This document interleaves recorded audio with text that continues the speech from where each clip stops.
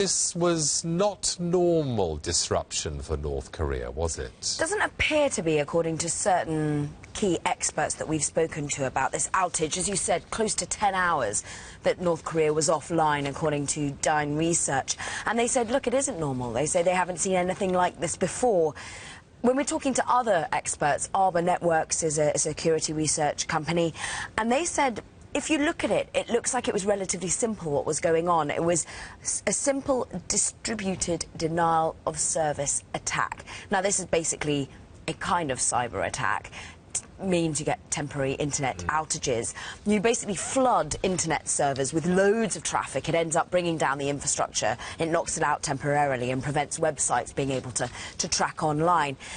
But many of these experts are saying, look, it's unlikely that this is the reprisal that the United States has been saying. Of course, Barack Obama, it was just a couple of days ago that they accused North Korea of being behind the Sony attacks and saying, look, we will take measured action against North Korea. But many are saying, look, this suddenly North Korea going offline would be a bit schoolboy of the US to do, because basically any hacker could do it for about $200 apparently.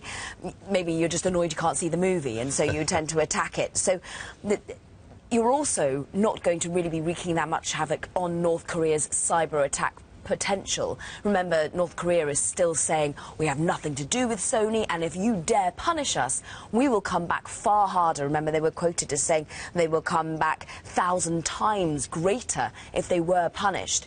Well, most of North Korea's cyber attacking, we understand, is actually done from other outposts. They're not done within North Korea, according to the chief scientist at Invincia, a security software company. So, looks a little bit schoolboy, but what we can understand is also North Korea does have patchy internet.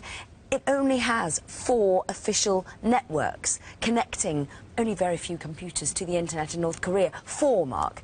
The US has 152,000 networks. So it's probably a country that doesn't have the most phenomenal access to the internet. And maybe just because we're all shining a light on it suddenly, we all get very overexcited when there's any internet troubles. Whether or not it was to do with the US, the jury is very much out. And is China going to help the US investigate if North Korea was involved in this hacking scandal at Sony? They are. They have said yes. Because interestingly, we were talking about this yesterday, weren't we? That China had been approached by the United States, the government there, we understand, to ask them for help, because all of the telecoms, all of the networks supplied to North Korea to get on the internet run via China.